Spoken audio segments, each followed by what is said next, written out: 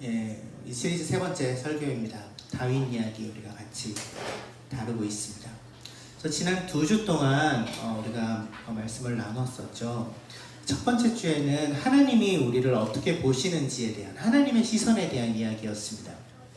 그러니까 사람은 외모를 보는데 하나님은 중심을 보신다라는 이야기들을 했죠. 그래서 우리도 그 하나님의 시선을 닮아서 우리 자신을 바라볼 때 중심으로 우리의 정체성이 하나님의 시선 안에서 형성된다는 그 생각을 가지고 살아가야 마땅하다라는 이야기들을 나눴었습니다. 지난주에는 우리가 상황을 어떻게 바라볼 것인가에 대한 이야기를 나눴어요.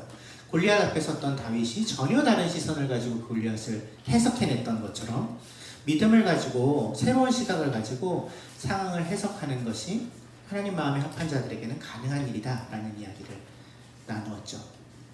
오늘 이제 세 번째 주 설교를 하면서 이 시선이라는 주제를 좀 이어가 보려고 하는데요.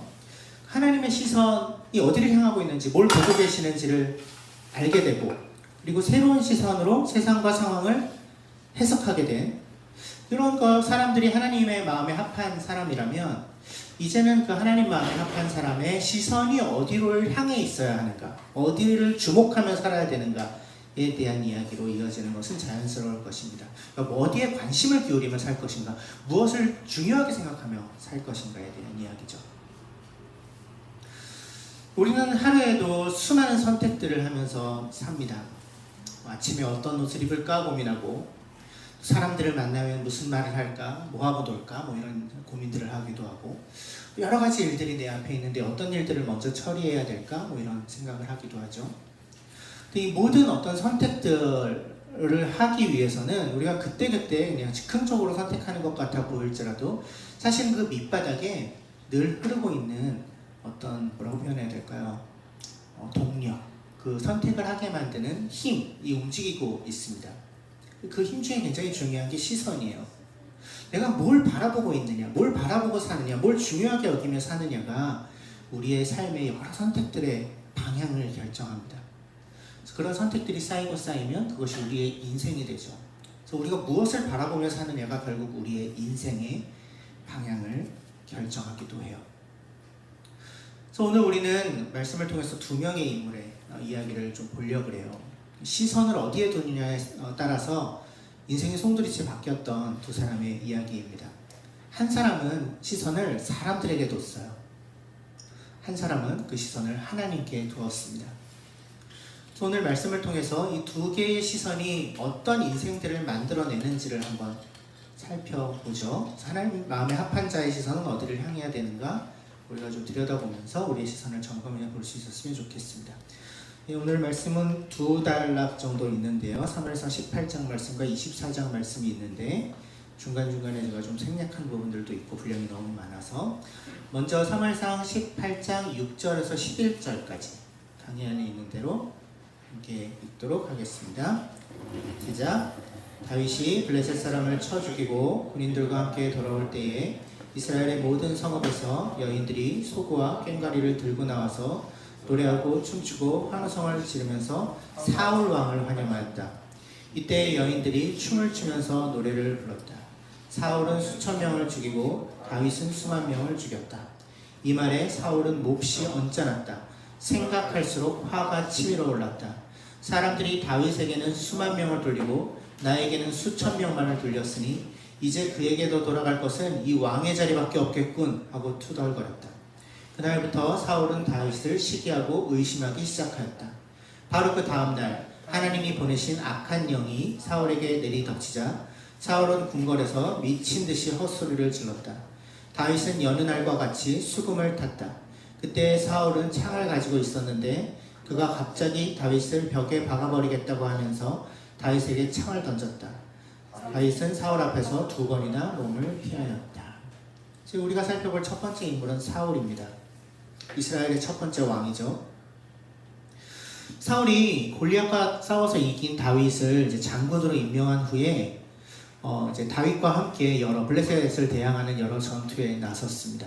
다윗은 성공적으로 그가 맡은 임무를 잘 수행해냈어요. 그래서 오늘 읽은 본문의 상황도 다윗이 출전했던 블레셋과의 전투에서 이기고 돌아온 상황입니다. 다윗만 그 전투에 나선 것이 아닙니다. 누가 또 그 전투에 나섰나요? 그 전투는 누가 지휘했을까요? 사울이 지휘했습니다. 뭘 보면 알 수 있죠? 6절 마지막이죠. 사울 왕을 환영하였다. 인파가 나와서, 특별히 여인들이 나와서 노래를 부르면서 환호성을 지르면서 다윗을 맞이하는 것이 아니라 사울 왕을 환영하고 있습니다. 이기고 돌아온 왕을. 근데 그 전투에 다윗이 함께 했던 거죠.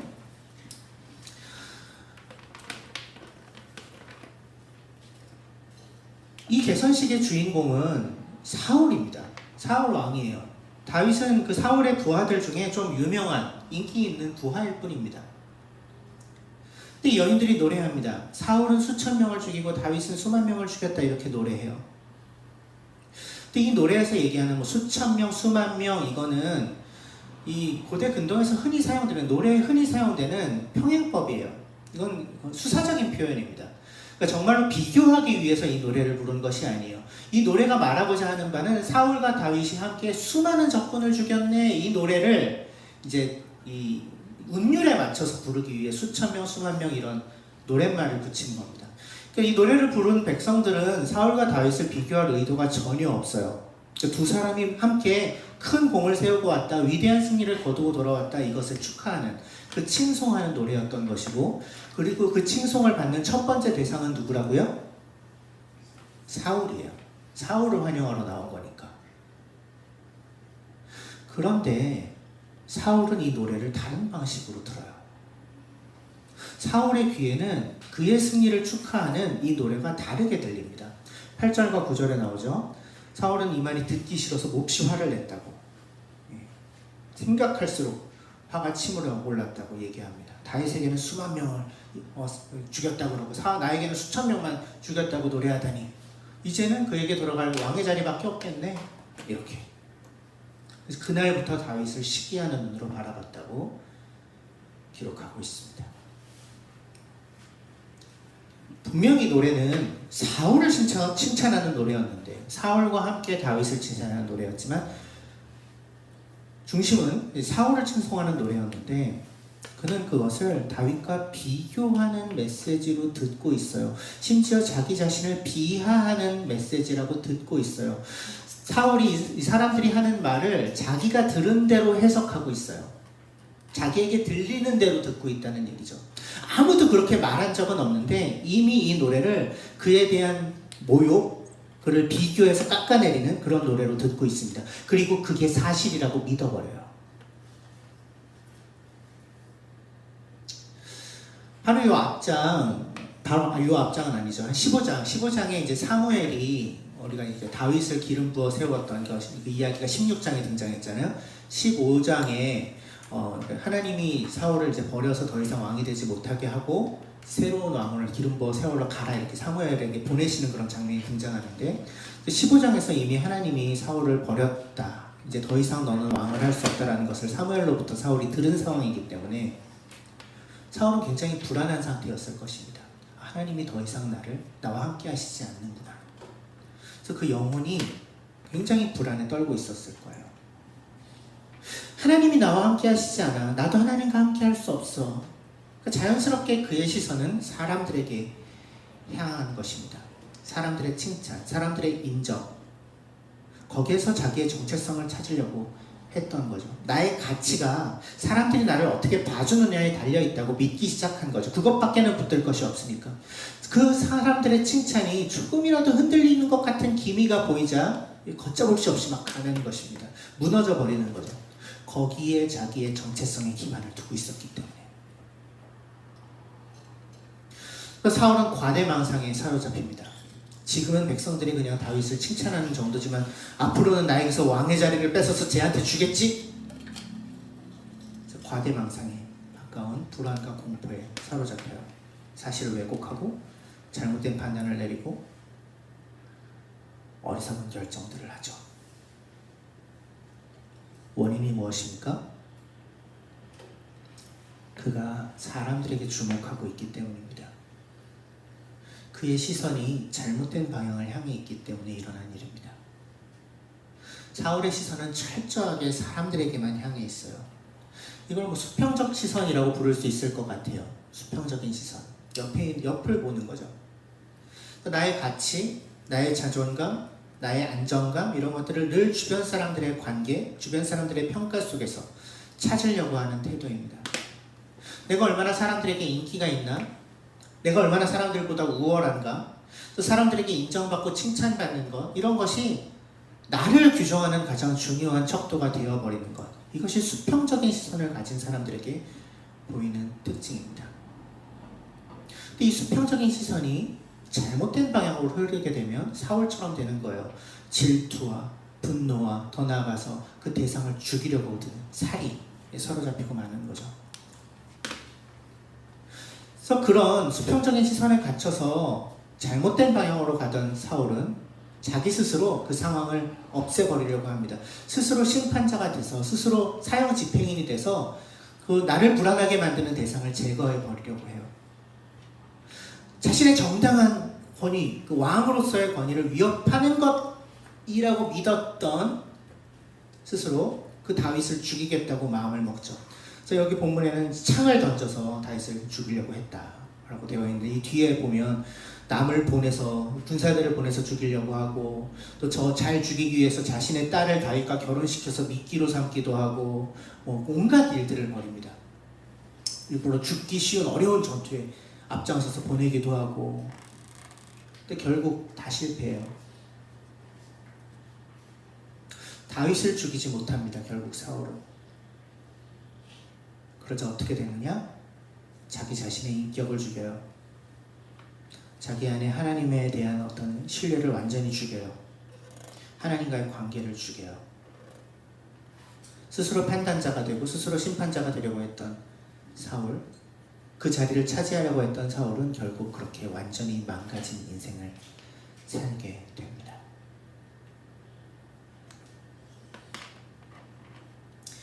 우리의 시선은 어디를 향해 있습니까? 여러분은 무엇을 보며 살고 계신가요? 어디에 나의 자존감과 나의 정체성을 걸고 있습니까? SNS를 계속 들여다보면서 다른 사람들은 이렇게 화려하게 사는 것 같은데 즐거운 삶을 사는 것 같은데 위축되고 남들은 직장도 잘 다니고 막 승승장구하는 것 같은데 나는 왜 이러지? 이제 불안해하고 저 사람은 저만큼 돈을 버는데 왜 나는 그렇게 못하지? 비교하고 초조해하고 있지는 않나요?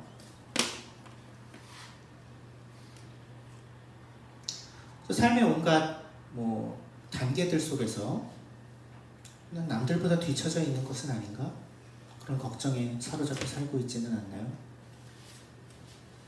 교회에서는요, 누가 더 인정받나? 이런 거에 관심을 너무 많이 기울이고 있지는 않나요? 때로는 누군가 칭찬을 받을 때 그 칭찬을 나에 대한 공격, 나에 대한 비하, 나를 깎아내리는 말로 혹시 그렇게 왜곡해서 듣고 있지는 않나요? 누군가의 말과 행동 하나하나, 눈빛 하나하나에 마음이 지옥으로 오가는 그렇게 잔뜩 예민해져서 왜곡된 반응을 보이고 있는 그런 모습이 우리 안에 있지는 않나요? 만약에 그렇다면 우리의 시선은 사울의 시선을 닮은 것입니다. 사람들에게 너무 많이 향해 있는 것이죠. 이 수평적 시선의 함정에 빠져 있는 것이죠. 그리고 그 수평적 시선의 함정에 빠졌을 때 나타나는 가장 큰 특징은 스스로 심판자의 자리에 앉는다는 것입니다. 스스로 심판자의 자리에 앉는다는 것은 내가 무슨 힘을 가지고 권력을 가지고 있다면 사울이 그랬던 것처럼 직접 그것을 찍어 누르거나 없애려고 하거나 이런 방식으로 드러나기도 하지만 힘과 권력이 없는 일반적인 우리는 그런 방식으로 우리가 스스로 심판자가 되지 못하고 대신 어떤 방식으로 심판자가 될까요? 굉장히 교묘하고 굉장히 일상적인 방식으로 나타납니다. 다른 사람을 뒷담화합니다. 험담해요. 그의 평판을 깎아내립니다. 그때 우리 스스로 심판자의 역할을 하는 겁니다. 칼을 휘두르는 거죠. 보이지 않는 창을, 사울은 다윗에게 보이는 창을 던졌지만 나는 보이지 않는 창을 던지는 겁니다. 그게 사울이 갔던 길이에요. 자기 자신을 결국은 망가뜨렸던 방식입니다. 사람들에게만 시선을 집중하면서 살다가 결국 자기 자신을 무너뜨렸던, 스스로 심판자가 되려고 했었던 어리석은 삶의 모습인 거죠.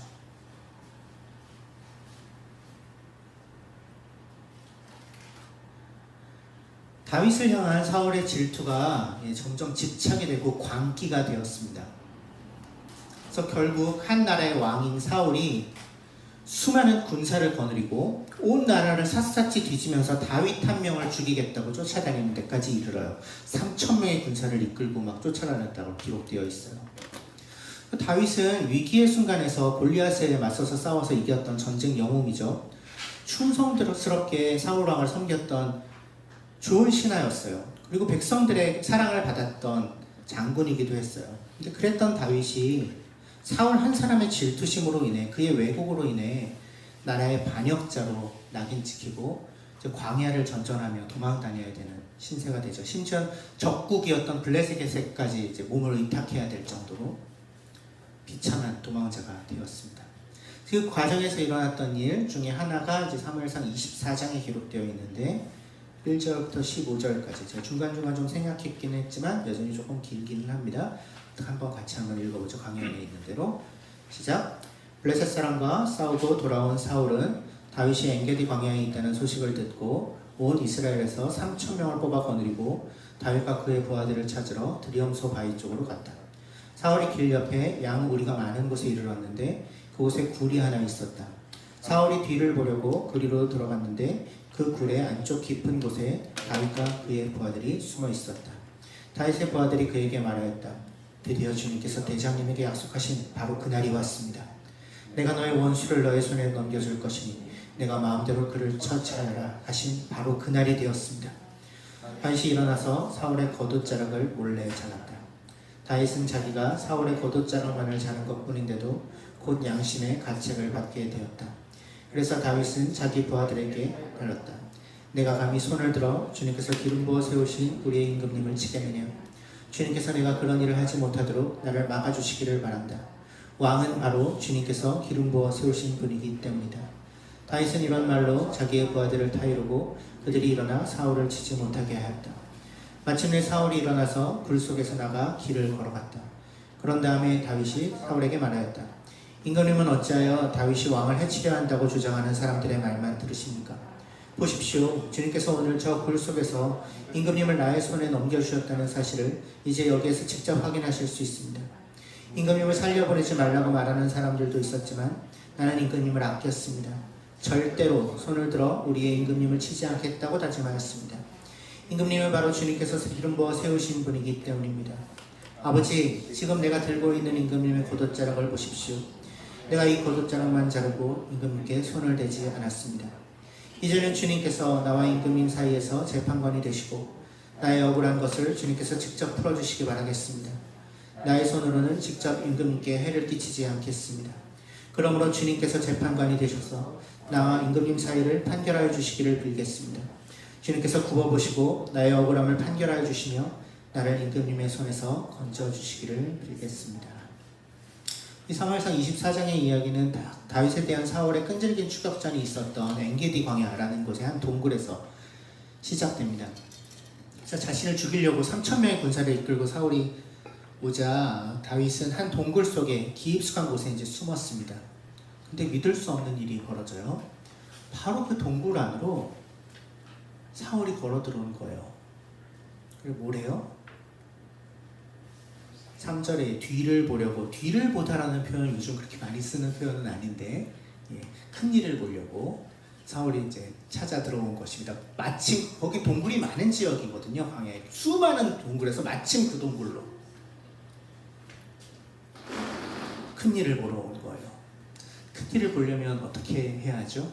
이걸 자세하게 묘사하고 싶지는 않은데 겉옷을 이렇게 내려놓고 무장을 해체하고 해야 이제 큰 일을 볼 수가 있죠. 완전히 모방의 상태로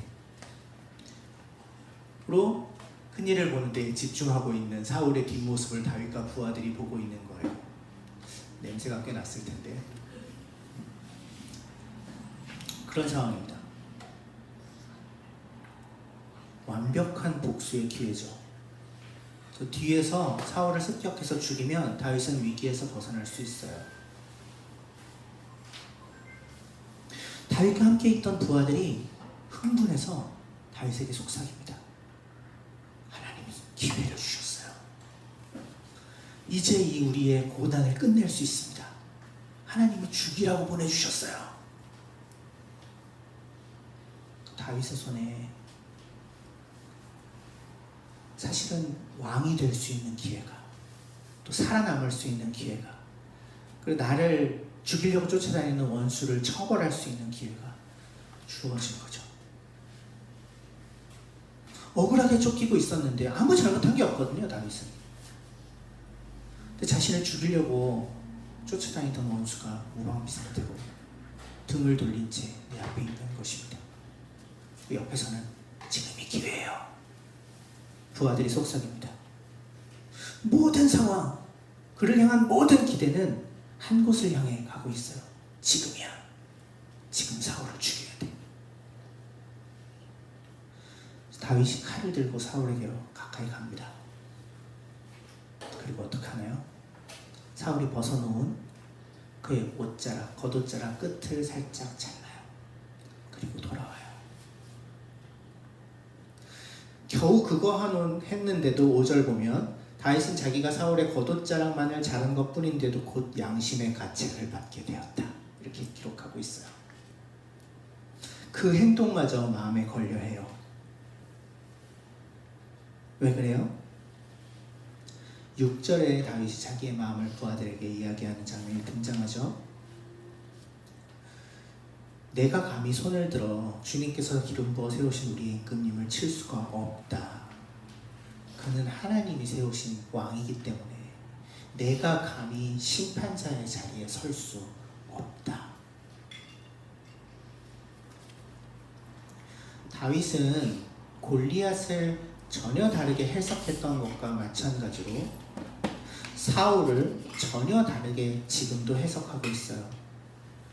다윗을 따라서 도망다니고 있는 다윗의 부하들에게는 사울이 우리의 목숨을 위협하는 당장 먼저 쳐서 없애야 할 원수로 보였지만 다윗은 그 사울을, 똑같은 사울을 주님께서 기름 부어 세우신 우리의 왕이라고 보고 있어요. 하나님의 시선으로, 하나님의 뜻으로, 하나님의 일하심, 하나님의 기준을 가지고 현실을 재해석해내는 거예요. 다윗의 시선은 어디를 향해 있는 것입니까? 다윗은 관심이 어디에 있죠? 하나님께 있어요.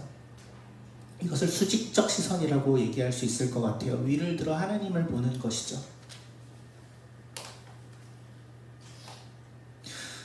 수직적 시선은 상황을 보지 않고 사람들의 기대를 보지 않고 사람들의 인기를 추구하지 않고 하나님께 중심을 두고 살아가는 그러한 삶입니다. 살아계신 하나님의 임재, 그분의 뜻, 그분의 계획, 그분의 평가, 그분이 하고 계시는 일, 거기에 삶의 기준을 두는 그러한 태도가 수직적 시선이라고 얘기할 수 있겠어요. 사람들과 나 사이에 그런 수평적 관계가 우선적인 것이 아니고 나와 하나님 사이의 수직적 관계가 더 중요하고 우선적이라고 생각하면서 살아가는 삶의 태도죠. 내가 내리는 평가나 아니면 내가 스스로 생각하는 어떤 이 상황에 이것이 나에게 유리한가 불리한가 그것을 기준으로 움직이는 것이 아니라, 또는 내가 얼마나 화가 나 있는지, 내가 얼마나 억울한 일을 당했는지, 또는 나의 생존 본능, 내가 살아남는 게 우선이야 라는 이제 그런 것을 따라서 움직이지 않고, 그래서 스스로 심판자의 자리에 앉지 않고 하나님이 심판자가 되시기를 기대하며 자기는 그 심판자 되신 하나님 옆에 서 있기로 하는 것. 난 너무나 억울하지만 이 억울함을 내가 무슨 힘을 들여서 기회가 온다면 풀어내고 싶지만 그렇게 하지 않고 그 억울함을 풀 수 있는 기회를 하나님께 맡기는, 진정한 심판자는 그분이시니까 이것이 수직적인 시선을 가지고 살아가는 자들이 보여주는 특징인 것입니다.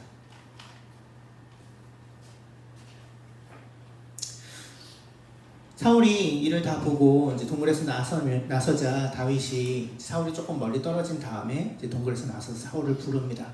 임금님. 사울이 탁 뒤를 돌아봐요. 자기가 뒤보고 나온 그 동굴에서 다윗이 나온 걸 아마 봤겠죠. 섬뜩했을 거예요. 자기였으면 죽였을 거거든요. 입장 바꿔서 그랬다면. 근데 거기서 다윗이 그 겉옷자락을 들어 보이고 보십시오. 저에게 기회가 왔지만 저는 당신을 치지 않았습니다. 당신을 죽이지 않았어요. 저에게는 당신을 죽일 마음이 없어요. 아무리 당신 주변에 있는 사람들이 다윗이 당신에게 위협이 된다고 속삭이더라도 저는 그런 마음이 없어요. 이게 그 증거지 않습니까? 하나님이 저와 당신 사이에 심판자가 되어주시기만을 저는 바랄 뿐입니다. 그렇게 얘기해요. 다윗은 진짜 자유했던 것 같아요. 복수심에 눈에 멀어서 막 몰려서 살았던 사울과 비교했을 때 다윗은 정말 자유할 수 있었던 것 같습니다. 원인이 뭐예요? 하나님을 바라보며 살았기 때문이죠. 그래서 사울과 다윗의 이 차이점은 결국 그들의 시선이 어디를 향해 있었는가에 따라서 갈립니다. 시선의 방향에 의해서 갈려요. 그럼 나는 수직적인 시선을 가지고 삶을 살아가고 있는가? 수평적인 시선을 가지고 삶을 살아가고 있는가를 어떻게 판단할 수 있을까요?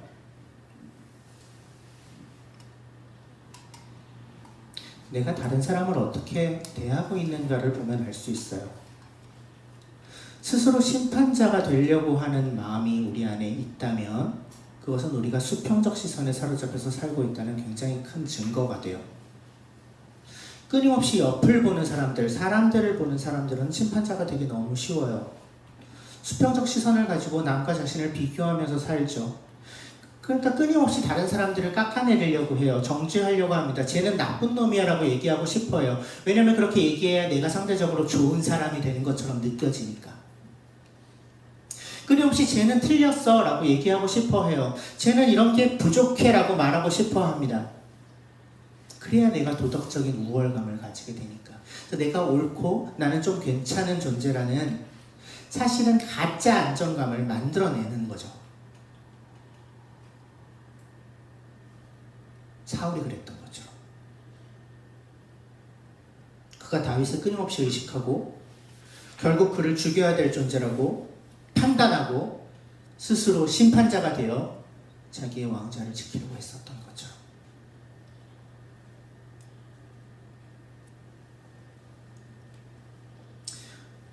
하지만 시선을 돌려서 눈을 들어서 하나님을 보며 살아가는 사람들은 스스로 심판자가 되지 않습니다.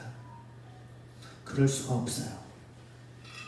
하나님이 어떤 분이신지 알면 알수록, 더 깊이 알면 알수록 그분이 우리의 이해와 우리의 생각을 한없이 뛰어넘으시는 분이시라는 것을, 우리가 감히 이해할 수 없고 헤아릴 수 없는 분이시라는 것을, 초월자시라는 것을 알게 되거든요. 그래서 그 사실에 압도될수록 감히 그분의 자리인 심판자의 자리에 스스로 앉지 않습니다.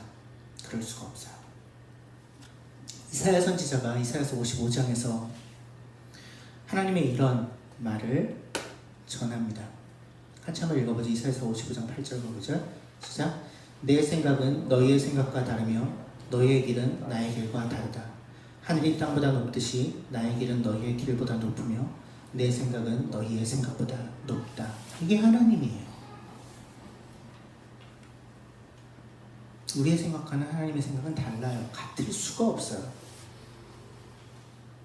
하나님의 길이 우리의 길과 달라요. 같을 수가 없어요. 우리가 그분의 길을 다 헤아릴 수가 없어요.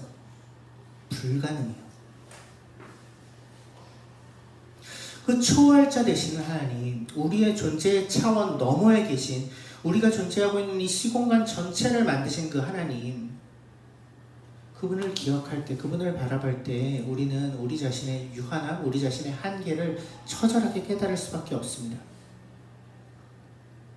그래서 나의 짧은 지식과 나의 편협한 기준과 왜곡된 시선을 가지고 누군가를 판단하는 것이 얼마나 말도 안 되는 일인지를 하나님을 바라보면 바라볼수록 더 선명하게 알게 돼요. 눈을 들어서 수직적 시선을 가지고 하나님을 바라본다는 것은 하나님의 시선을 가지고 상황을 해석한다는 것이기도 하고, 내 감정, 내 판단, 나의 기준을 그 하나님의 다스림, 하나님의 주권 아래 내려놓는다는 의미이기도 합니다. 그러니까 잘 이해해야 돼요. 그래서 수직적 시선을 갖는 것이 내 안에 일어나는 분노와 뭐 억울함과 불안함과 이런 거를 막, 그런 건 말도 안 되니까, 그런 건 너에게 그거는 그렇게 하면 안 돼, 이렇게 억누르고 억압하라는 말이 아니라, 그런 방식으로 작동되지도 않고, 그런 감정이 일어날 때 그 감정을 있는 그대로 가지고 하나님 앞으로 나아가는 것을 의미해요. 하나님, 당신께서 주권자시고 당신께서 심판자신데 당신이 보시기에 이 상황은 어떻습니까? 저는 지금 당신이 보시기에 올바른 방향으로 이 일들을 보고 있는 건가요? 라고 여쭤보는 거죠. 그렇게 하나님께 여쭤볼 수 있는 어떤 그분과의 관계, 그것이 수직적 시선의 핵심입니다. 그러니까 이거는 하면 안 되는 목록을 정해놔서 그거는 하지 않으면 잘하는 거야, 아니 그렇게 얘기할 수가 없고, 결국은 하나님과의 관계의 문제라는 거예요. 다윗이 그랬던 것처럼 복수심이 그에게 없었겠어요? 여기에서 당장 문제를 해결하고 싶은 마음이 그에게 없었겠습니까? 있었겠죠. 근데 거기에 자신의 행동을 내어 맡기지 않고 하나님의 뜻이 어디에 있지를 먼저 보는 것, 다윗 것처럼 하나님의 세우신 왕이야 라는 걸 먼저 생각했던 그 다윗처럼, 이 수직적 시선을 가지고 눈을 들어 하나님을 바라본다는 것은 하나님의 관점으로 이 상황과 그 사람을 바라보고 다시 해석해내겠다라는 신앙적인 결단인 것이죠. 그렇기 때문에 수직적 시선을 가진 사람들은 자칫 오해하기가 쉬운데, 하나님과의 관계만 그러면 잘하면 되는 거구나, 이렇게 혹시 오해하시는 분이 있을지는 모르겠는데, 하나님과의 관계, 예배만 잘 드리고 이웃들의 삶은 그거는 뭐 차순이니까 그거는 밀어놔도 되지, 이렇게 생각하기 참 쉬운데 그게 아니고, 그럴 수가 없어요. 오히려 우리가 하나님을 제대로 바라볼 때 내 옆에 있는 사람에게로 우리의 시선이 또한 향할 수밖에 없어요. 그러니까 수직적 시선과 수평적 시선은 공존해요. 우선순위에 문제가 있을 뿐이에요. 하나님을 먼저 바라보고 하나님의 기준으로 옆에 있는 이들을 바라보면, 그러면 옆에 있는 이들이 어떻게 보일까요? 하나님의 시선을 가지고 해석해낼 수 있게 되겠죠, 그들을. 하나님이 그를 얼마나 오래 참고 기다리고 계신지, 하나님이 그를 얼마나 소중히 여기시는지, 그를 위해서도 예수 그리스도께서 십자가에서 돌아가셨는데 그렇다면 그가 얼마나 가치 있는 존재인지를 먼저 하나님을 바라본 사람들은 생각할 수 있게 되죠. 다시 한번 얘기하자면, 이건 뭐 공식처럼 쟤는 하나님께서 뭐 이렇게 귀하게 여기시는 사람이니까 내가 애써서 사랑해야지, 이렇게 해서 되지 않고, 그렇게 안 돼요. 하나님을 먼저 보고, 정해져 있는 목록과 공식으로 움직이는 게 아니라 그 하나님과의 관계 속에서 사람들을 바라보는 것이 실제로 수직적 시선이 우리의 수평적 관계 속에 영향을 미치는 방식입니다. 그렇게 만약에 다른 사람을 보면 어떻게 될까요? 어떤 마음을 품게 될까요? 다른 사람들에 대해서 쉽게 정죄할 수 있나요?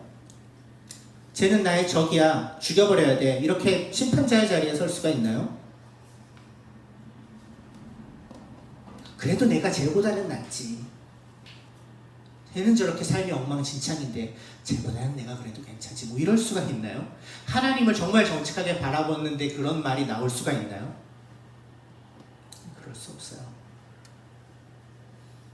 그러니까 수직적 시선, 하나님을 바라보는 시선이 선명해지면 선명해질수록 다른 이들과 비교하지 않게 돼요.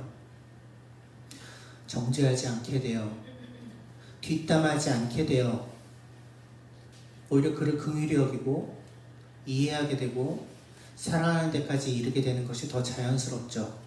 하나님과의 수직적 시선이, 하나님을 향한 수직적 시선이 회복된 사람은 사람과 사람 사이의 관계 속에서도 회복을 경험합니다. 그래서 거의 유일한 방법인 것 같아요. 다윗이 연결이 동굴에서 보여준 모습이 바로 그런 모습이었죠. 원수를 갚을 수 있는, 스스로 심판자가 될 수 있는 저로의 기회 앞에서 다윗은 초월자 하나님을 봅니다. 심판자이신 하나님. 그 하나님의 거룩한 시선 앞에서 그는 자기의 칼을 거두고 판결을 하나님께 맡겨요. 이것이 다윗이 나중에 그가 하나님의 마음에 합한 자였다라는 평가를 받을 수 있었던 굉장히 중요한 이유였다고 저는 생각합니다.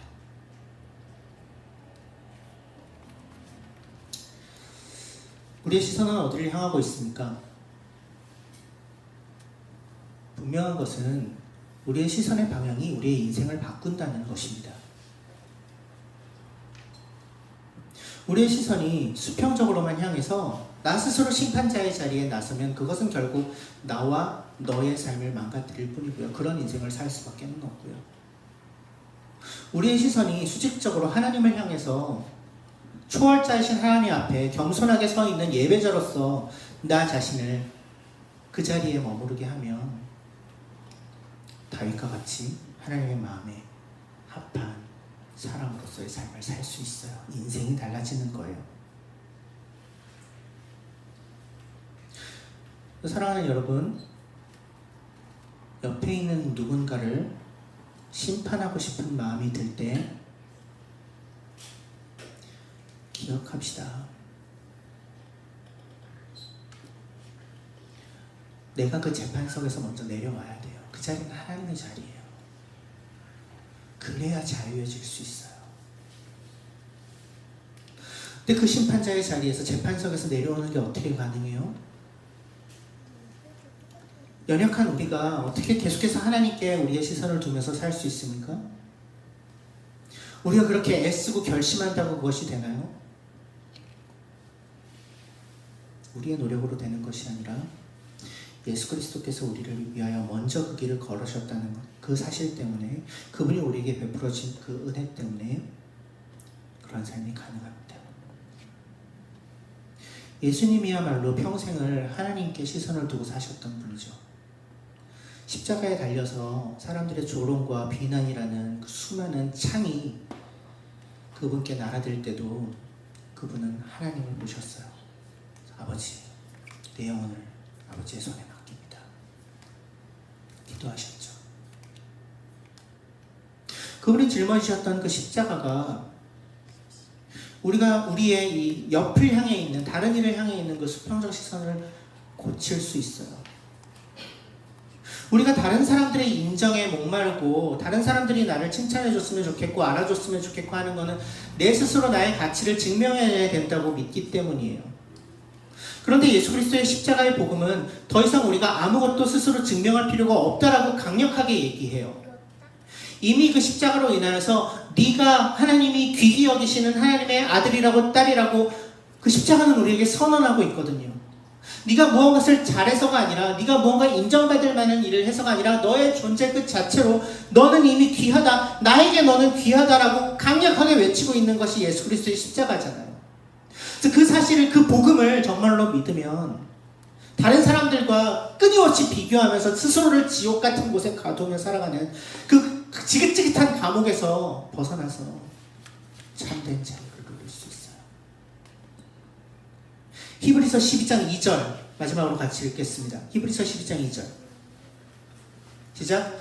믿음의 창시자요 완성자이신 예수를 바라봅시다. 그는 자기 앞에 놓여있는 기쁨을 내다보고서 부끄러움을 마음에 두지 않으시고 십자가를 참으셨습니다. 예수를 바라봅시다. 그 예수님의 무엇을 바라봐요? 그 예수님이 하나님을 바라보셨던 것을 바라보는 거죠. 자기 앞에 놓여있는 기쁨을 내다보면서 부끄러움이나 두려움을 마음에 두지 않고 십자가를 참아내신 그 예수를 바라보자. 하나님의 뜻 안에 그 절망적인 상황도 해석해냈었던 그 예수를 바라보자. 그 순종의 길을 걸으셨던 그 예수를 바라보자.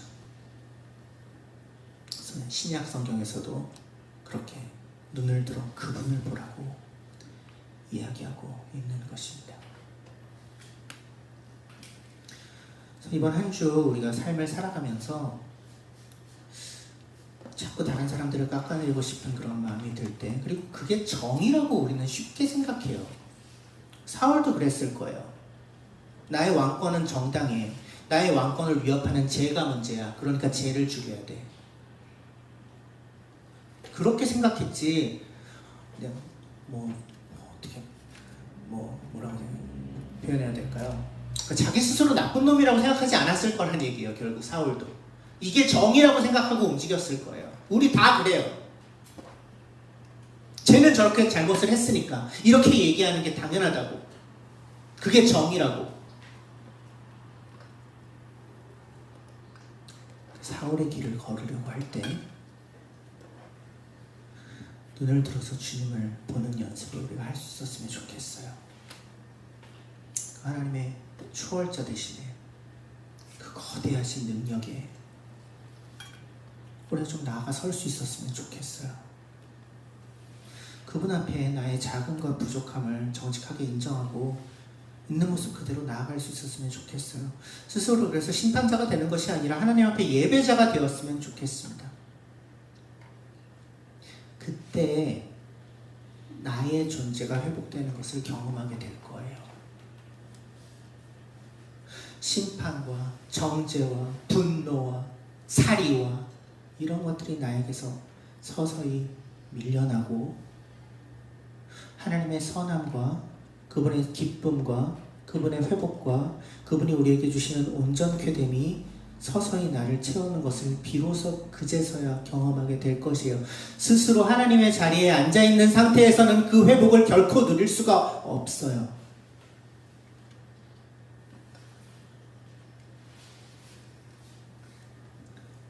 이번 한 주 우리가 우리 자신의 시선을 좀 돌아봅시다.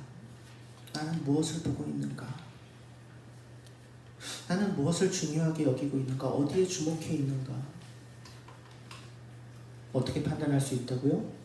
내가 다른 사람을 심판하고, 내가 다른 사람을 정죄하고, 다른 사람에 대해서 뒷담화하고, 다른 사람의 삶에 너무 많은 관심을 기울이고 이런 거. 그러면 꼭 너무 명확해요. 그건 수평적 시선에 사로잡혀서 사는 거예요.